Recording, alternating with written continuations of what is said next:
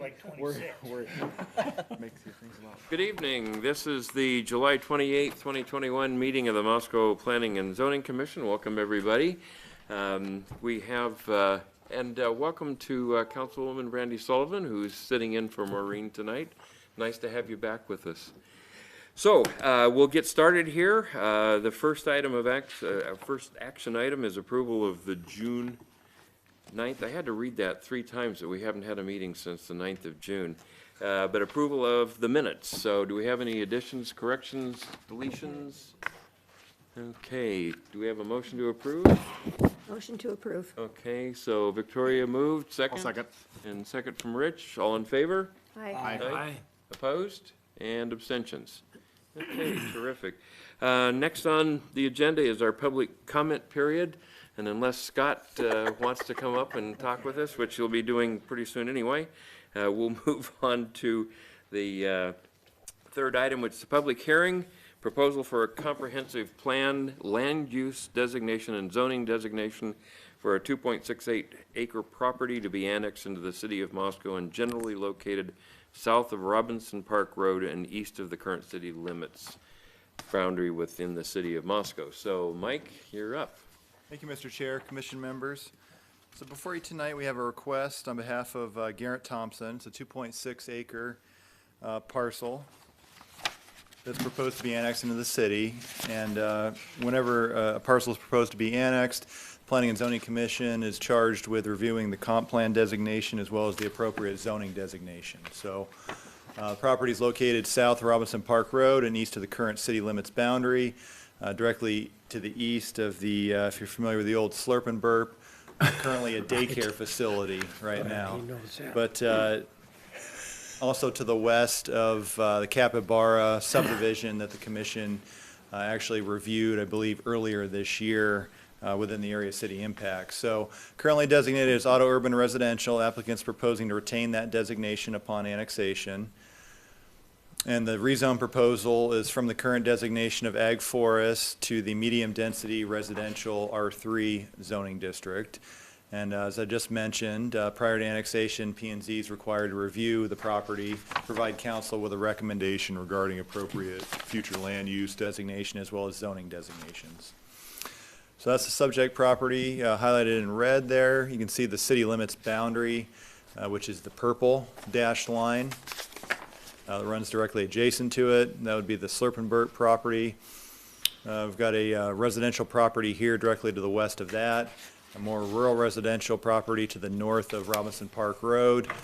This is the property that ended up being subdivided earlier this year within the area city impact into 4 lots, currently not showing up on the plat map, but there's a 4-lot configuration there to the east. You got the University of Idaho Parker Farm located here and here. And then the property located within the city, that's the Southgate 3rd edition. So you do have Milton Arthur Park, which is currently seeded. And road access is just getting to that park. Sutton Street has halfway been constructed and Granville's been extended just to the corner of that park property. The remainder of the property within Southgate 3rd, actually, there'll be a proposed public hearing at the commission's next meeting to replat the portion of this, so that'll be ongoing.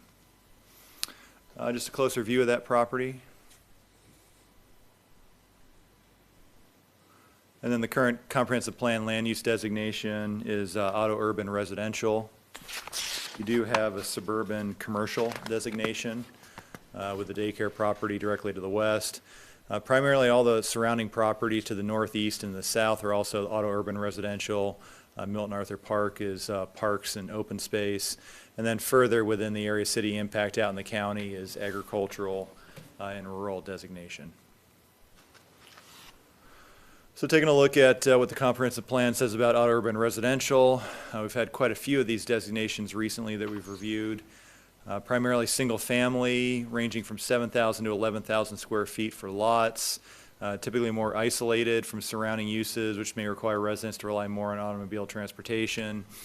It's really intended for those areas for low, moderate density residential uses, and then it displays densities between 3 to 6 units per acre, and could include a mixture of single family, twin home, townhouse dwellings. and then it points to the R1, R2, or R3 zoning districts as being the appropriate zones for the designation. So that brings us to the current zoning configuration of the area. So the subject property is ag forest currently, as well as the property to the north across Robinson Park Road, and a portion of the Parker Farm property to the south is ag forest as well. The portion within area city impact in the county, this is also ag forest, even though it's not showing up there. And then Suburban Residential was the rezone that occurred earlier this year to subdivide the portion of this property, which is also owned by the applicant, that wasn't able to get utilities just because of the topography on this property. So that property was subdivided and rezoned and remains within the area city impact and isn't part of the proposal for annexation before you tonight. So within the city, you have a neighborhood business parcel with a daycare. There are various R1 parcels here, and then transitioning into Southgate Third, primarily R3, R2, and there is some R1 within Southgate Third. There is a condition on the R3 in Southgate that it's limited to single-family dwellings. They really just rezoned it just to get smaller lot sizes and widths out of the R3 zone when that occurred. So the proposal is going to be to rezone this property to the R3 designation upon annexation. So looking at the R3, it's really an increase over R2, permits different housing types to be constructed. It's usually appropriate where activity levels are moderate. Terrain permits construction of somewhat larger structures, and where public systems and neighborhood facilities can accommodate a greater intensity of land uses as guided by the comp plan. And then looking at the array of uses allowed in the R3 zone, single family, two family, twin home townhouses, also have some urban agriculture with market and community gardens, group child and small child care facilities, and public parks and recreation facilities. Robinson Park Road is designated as a minor arterial. It's currently not developed as such. It's a 24-foot wide paved roadway. Does have 2 travel lanes and minimal gravel shoulders on both sides. And then water, sanitary, sewer, and storm are about 700 feet away to the west within Robinson Park Road. And you can see the kind of the location of those. Just about at that corner of the city limits boundary is where all 3 of those services currently terminate.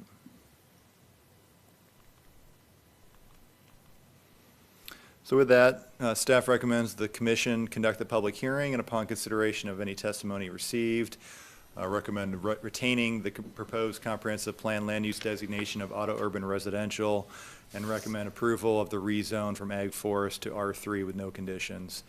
And then, of course, direct staff to prepare the RCS document to be reviewed at an upcoming meeting. I'd certainly be able to answer any questions you have. So, excuse me, anybody have questions for Mike? Mike, just as a point of reference, the parcel where the daycare center is now located, didn't we sometime in the last 2 or 3 years that got annexed? We did a rezone and that was annexed as well. So What was annexed and, yeah, rezoned to the neighborhood business designation for that property. was there any discussion entered into getting the utilities extended out that direction? I believe they were, yeah, certainly it's up to the private developer to extend the utilities. There's an existing structure on the building, or on the property, and so that was already connected, I believe, to well and septic. Right. Since then, I believe there's been private lines, so the ownership is common here. So the owner of this property owns this property as well.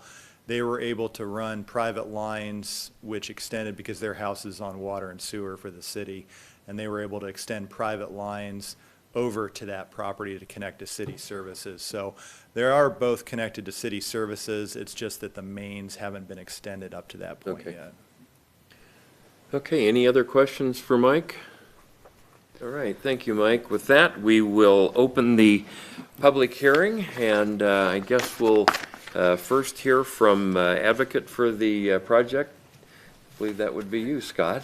Yeah, Scott Becker with Hodge & Associates at 405 South Washington. Yeah, I think Mike touched on everything. I just wanted to kind of reiterate that the reason this parcel got carved out of that Capybara plat was because it could be serviced by the city's utilities. The other ones break over the hill and break the wrong way. So really to gravity feed the sewer, it wouldn't work. And so that's why this one was kind of reserved and was always planned on being annexed in after the Capybara one was through the whole process. So that's why You we're know here. what? I'm glad you got up and said all that. That just makes a lot of sense. Oh, Thank okay. you. It Yeah. really does. That's good. Makes a lot Does of that sense. mean the other, oh, excuse me, go ahead. No, that's fine. Does that mean that the other property will have to come in from the sort of plant science side when should it become part of the city? Right, right. It would, I mean, or a lift station or something along those lines. But yet, the property does break to the east and the north, and so this is kind of that dividing line that offsets. So the that. sewer lines are the biggest factor. Yeah, that's correct. Yeah. Yeah, I mean, obviously you can push water. Right, to right. Wherever you want. So, Nice. so really, and Mike mentioned that, I just wanted to reiterate that was the real reason that was carved out the way it is. Appreciate that.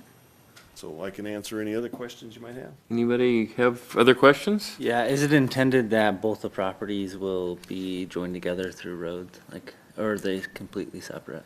They'll be completely separate. This one would access onto Robinson Park Road, and I don't believe there's any design or even design consideration at this time, but it lends itself well to, a PUD option or some townhouse option, something like that. Certainly residential and probably limited access onto Robinson Park Road to try to combine any accesses and minimize conflicts. Okay. At what point do we get the sewer and the water to this property? It's probably not going to come off of this private one. So if somebody comes in with a plan, like a plat, Yeah. at that time, that would trip the necessity to extend those sewer and water. That's that what I far. thought, but I wanted to hear it. Okay, yeah, and Mike can correct. Commission report, unless, Mike, did you have anything that needed to be- I don't know that I could reiterate what was on the agenda. I think the last meeting, they were discussing e-scooters and e-bikes. Right. So the e-scooter policy, Okay. inserting that in the city code. Okay, super. Do we have any announcements? None from staff. And no correspondence?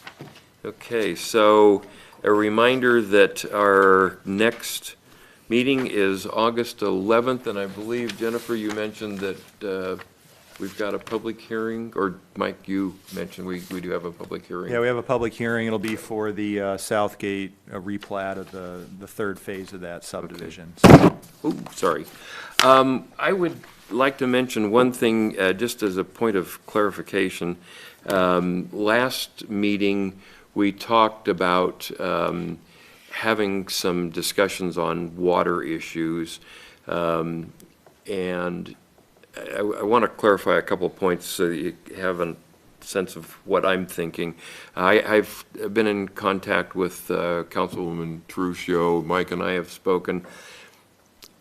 I don't want this to turn into a forum. That was never my intent. This is just an education opportunity for the commission. So where I'm heading in this is that one of the meetings where we do not have a public hearing, we gather around the table, we invite Tyler and Gina to come in, and we'll have just an open discussion with the commission. I don't want to bring anybody else in, just an informal setting that's kind of an education process for you. But I wanted to let you know where my thinking was going on this. That was so. my thinking, too. Okay, good. And I brought it up, and that was my thinking. Perfect. Super. All right. Any other items for the good of the order? We're a 15-minute meeting and a public hearing altogether. I don't know. I would add, What's this world coming to? Yeah, I don't know. I would add that at one of the council meetings, when Maureen made a report, the mayor said something about, at some point, council and P&Z, which council would run, should get together and talk about water. But that's not what we're talking about. We just want a little educational thing Yeah, to exactly. wise us up a little.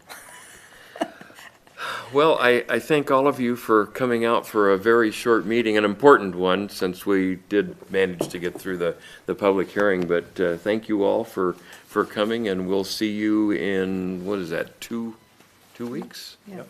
Yeah, super. All right. And any other previews for us, Mike, for the next meeting?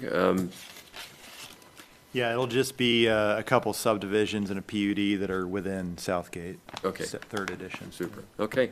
All right, very good. Meeting is adjourned. Thanks very much, Randy, everybody. for coming.